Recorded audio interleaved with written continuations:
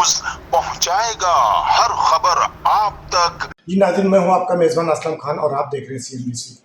आज एक ऐसी शख्सियत के साथ जो कि जिस तरीके से कराची शहर के अंदर हड़तालें पे हड़तालें हो रही, उधर हिंदुस्तान अपना एक बाजार गर्म करके रखा है, एक फ़लस्तीन के अंदर जिस तरीके से हो रहा है, तो आइए एक बिजनेसमैन से पूछता हूँ कि क्या कहेंगे आज इस हालात के हिसाब से। जी भाई साहब, क्या कहेंगे जिस तरीके से अभी हालात ख़राब हैं, एक तरफ कश्मीर, एक तरफ इंडिया अपनी दहशतगर्दी का बाजार गर्म कर रखा, क्या कहेंगे एक तरफ फ़लस्तीन के हवाले से और इधर हड़तालें भी हो रही हैं कराची के अंदर, तो क्या कहेंगे इसके हवाले से? इंडिया भी नहीं अफोर्ड कर सकता है, पाकिस्तान भी अफोर्ड नहीं कर सकता है। तो जो हमारे हालात हैं दोनों कंट्रियों के बहुत ख़राब है। इंडिया की आबादी बहुत बड़ी है, पाकिस्तान की भी आबादी ठीक ठाक है, तो ये दोनों की इकनॉमी के लिए बहुत बड़ा नुकसान है। तो जो भी सेटलमेंट है आपस में बैठ के कर लें और मसले का हल करें तो ज़्यादा अच्छा है। हम तो ये चाह रहे थे कि हमारा बॉर्डर से माल आएगा, बॉर्डर से माल जाएगा और कारोबार अच्छा हो जाएगा, लोग यहाँ खुशहाल होंगे। ये तो बहुत काफ़ी परेशान है और पैनिक हो रहा है। इसकी वजह से लोगों का काफ़ी नुकसान हो गया है, स्टॉक मार्केटें गिर गई हैं, इंटरनेशनल मार्केटों में बड़ा पैनिक हो गया है।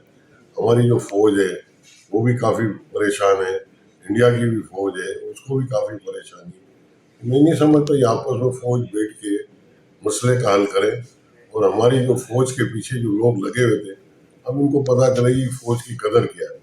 पाकिस्तान फौज के बगैर नहीं चल सकता और हमारी फौज जो है इस वक्त मैदान में आ गई है। अगर जो हमारे पाकिस्तान को अल्लाह ना करे कोई ऐसे नुकसान होगा तो हमारी अवाम जो है फौज को बिल्कुल साथ देगी और फौज के साथ चलेगी और पता चलेगा कि पाकिस्तान कंट्री क्या है। लेकिन हाजी साहब, आप एक सियासतदान भी हैं, एक बिजनेसमैन भी हैं, तो क्या समझते हैं जब हिंदुस्तान के अंदर कोई इलेक्शन आते हैं तो मोदी हमेशा इस तरीके की बाजार गर्म कर रखा, तो वो इल्ज़ाम नहीं लगाता खाली पाकिस्तान पे? समझे ना, अब ये बातें हैं मगर इस लेवल तक तो मोदी को नहीं जाना चाहिए। अगर जो कर भी रहा है तो फिर ये घटिया हरकत है। ये हरकत नहीं करनी चाहिए कि इससे लोगों को डिस्टर्ब करना, पूरी दुनिया को डिस्टर्ब करना अपने इलेक्शन के लिए और अपनी बचत के लिए, उससे तो काफ़ी बड़ा नुकसान कर रहा है। अगर जो कर रहा है तो इंडिया वालों को भी बेवकूफ़ बना रहा है, अपनी कौम को भी बेवकूफ़ बना रहा है, उनको लोगों को मिसगाइड कर रहा है। इससे मुल्क नहीं चलता है। कब कितने दिन चलेगा? ये तो पूरी जिंदगी का थोड़ी है। अवाम आजकल मीडिया बहुत ओपन हो गया है, व्हाट्सएप बहुत ओपन हो गया है, तो ये ज़्यादा देर नहीं चल सकता। अपने ही मुल्क में मुसलमानों को नुकसान पहुंचा रहा, खुद वहाँ पे होते हुए पाकिस्तान पे तो उससे कोई फ़र्क नहीं पड़ेगा। अगर वो अपने ही बंदों को, चाहे वो हिंदू हो मुसलमान हो, तमाम लोग उसके नाराज़ भी, लेकिन फिर भी वो जीतता है, तो इसका मकसद क्या समझते हैं? वो बेईमानी करके। इसकी वजह से देखो ना, आपको बताया इंटरनेशनल मार्केट में काफ़ी पैनिक आ गया है, काफ़ी नुकसान हो गया है जो लोगों को। कई लोगों की शेयर बाजारें गिर नीचे आ गई है और एक्सपोर्ट वगैरह में प्रॉब्लम आ रहा है, फ्रेट बढ़ गया है। थोड़ा वैसे ही पहले पैनिक था और पैनिक इसने ज़्यादा बढ़ा दिया है, तो इसको अपनी कौम को भी नुकसान कर रहा है, अपने एक्सपोर्ट को भी नुकसान कर रहा है, अपने कारोबार को भी, इंडिया को भी नुकसान काफ़ी हद तक पहुँचेगा। और दोनों कंट्रियों अफोर्ड नहीं कर सकती जंग, ये आपको बता दूँ, दोनों कंट्रियों में अफोर्ड नहीं कर सकती, जंग करनी नहीं चाहिए और जंग अच्छी बात भी नहीं है।